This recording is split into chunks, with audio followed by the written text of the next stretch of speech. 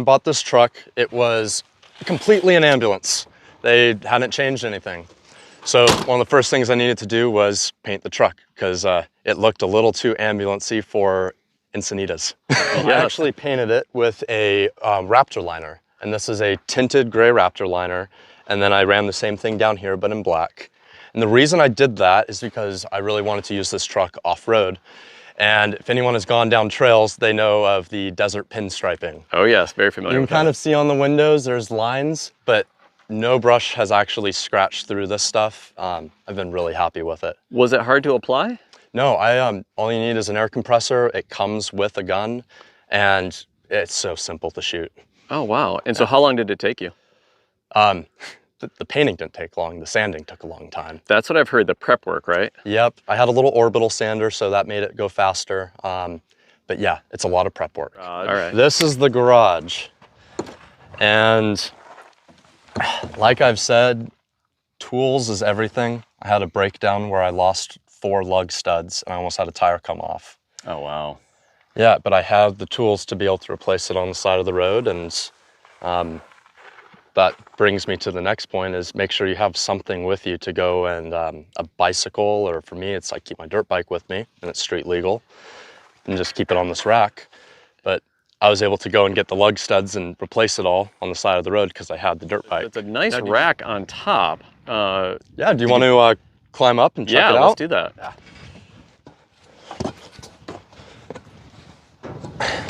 So this rack I actually designed in CAD beforehand, and I built it around exactly where my fan placement was going to be, my chimney stack here, and built it around the solar system. The idea with this rack is that I wanted to be able to put duffel bags or whatever else up here if I had friends traveling, and to be able to just hook right onto this this mesh here. So there's a subframe that these solar panels mount directly to, and that subframe is separate from the actual rack. It is bolted along this side over here, which is where it's hinged. So a lot of people, when they do something like this, they use a linear actuator, which is essentially a hydraulic lift system. That'd be really nice, but I'm not that fancy. So it's simply on hinges, and then I have a stick over here that I use that just goes on here, goes on there, and then this is propped up at about an angle like this. This is on 210 for each panel, so 630 total. Only have 300 amp hours of lithium batteries, but I've had Starlink for pretty much ever since it came out. As soon as it came out, I got it shipped to a UPS store and picked it up on the road, and game changer, night and day. Yeah. What inspired you to get a vehicle? Like, what made you want to hit the road? I've been wanting to do this forever, my entire life. Right. I grew up going to Colorado when I was younger and just always being out on the road and doing road trips. And then when I was a little bit older, well, in high school, I designed a tiny house, wanted to do that, and then it was cool. a bus, and I wanted to do that stuff. I never did it. Always been a goal. I just had to commit one day and jump off the cliff. Yeah, and so what was that moment where you're like, I'm gonna do it? Like, what inspired you, I guess? Well, it was right around the pandemic, and at that time I'd started, I'd been working on a commercial cleaning company for a while, and I was working way too many hours. Yep. And there would be 3-4 days in a row I wouldn't get out of my apartment because I was just working. And so this was a way to be able to work and force balance into my life, and that it has. And you know, and that's one of the great things about being on the road is that you're out. This is you're out in nature. This is your office, and you have your little office set up right there as well. Exactly. Which, I mean, that's looking at the view out in front of us. I was like, this is a beautiful office. Who has those kind of office views? So, now let's talk a little bit about your rig. What inspired you to buy the ambulance? As I said, I looked into buses, looked into a lot of different things, and platform is everything when you get started with this. Yep. And I chose an ambulance, A, because of the value. I was able to pick my ambulance up with under 100,000 miles for $9,000 at the beginning of the pandemic. You don't get that type of value typically. This ambulance, when the department purchased it, without medical equipment, it was 175 grand. Wow. So how did you get it for $9 grand? They come at the end of their use cycle. They got a new ambulance. It was a small little department in Utah, and they just needed to get rid of it. That's perfect. And what year, make, model is it? Yeah, so it's a 1999, and if you are looking for an ambulance and you want to go with the F-Series platform, which is this truck, you want to find one with the 7.3 liter diesel. And that's a Ford, right? Yes. Okay. 7.3 liter diesel Powerstroke. All right. Big difference between the Powerstroke and the IDI. Okay.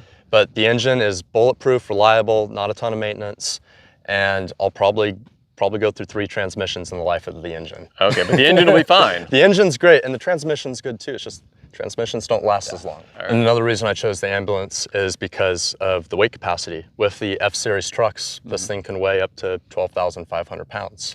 Wow, okay, so you can haul a lot of stuff and your build can be significant.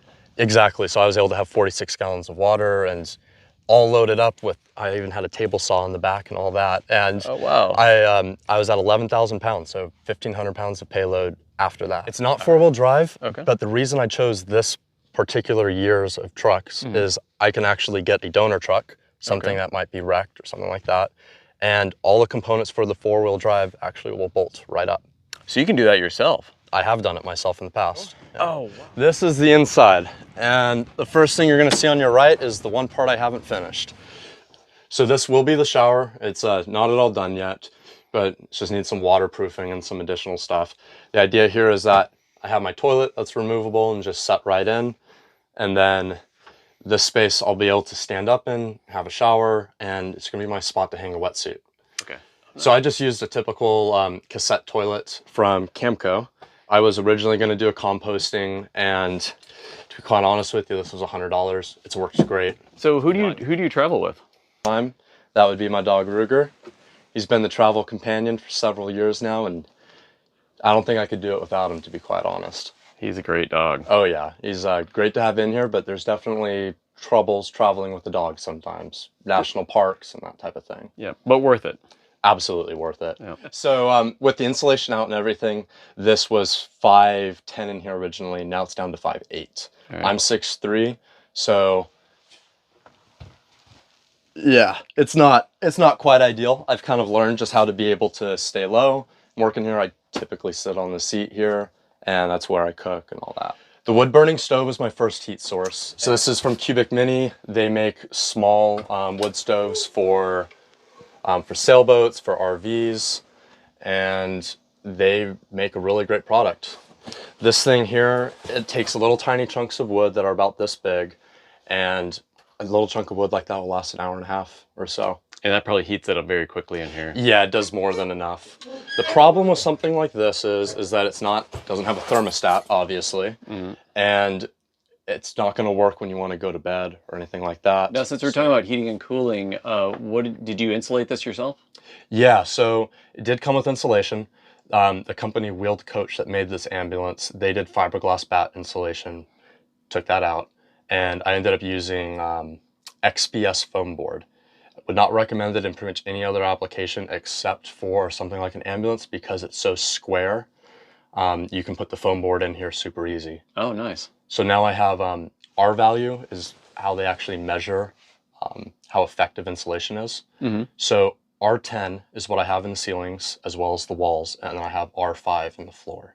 Oh, wow, okay. So you stay pretty toasty in here, and probably pretty cool too in the summers. Yeah, I don't have an air conditioning yet, but I have it wired and ready to go for this summer when I will add one. Go for it. And yeah, the 2 fans really creates a really nice draft, and that's been great. I can open up those back doors. I haven't had an issue in here. Perfect.